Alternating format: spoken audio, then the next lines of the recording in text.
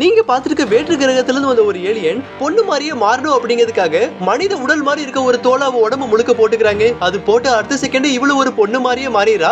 ஆனா இவ பூமிக்கு வந்த நோக்கம் என்ன அப்படின்னு பாத்தீங்கன்னா, எந்த ஒரு மனிதர்கள்லாம் சிங்கிளா தனியா இருக்காங்களோ அவங்க எல்லாத்தையுமே நோட் பண்ணி எப்படியாவது அவங்களுக்கு பிடிச்ச ஒரு பொண்ணு மாதிரி பேசி அவங்கள தன்னோட வீட்டுக்கு வர வச்சு அவங்கள ரொம்பவே மர்மமான முறையில கொலை பண்றதாங்க இவ ஒரு வேலையாவே வச்சிருக்கா.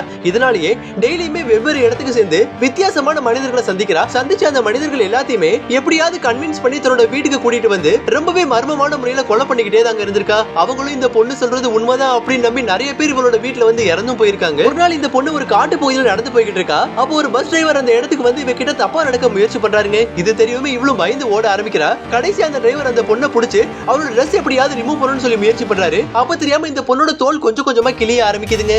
உடனே அந்த ஏலியனும் கொஞ்சம் தூரம் நடந்து போய் அவ உடம்புல அந்த தோல் எல்லாத்தையுமே ரிமூவ் பண்ணி முதல் தடவை அவ முகத்தை பாக்குறா. இந்த ஜென்மத்துல நம்ம இப்படி ஒரு அழகான பொண்ணா பிறக்காம ஏலியனா பிறந்துட்டப்பேன்னு சொல்லி ஃபீல் பண்ணவும் ஆரம்பிக்கிறாங்க.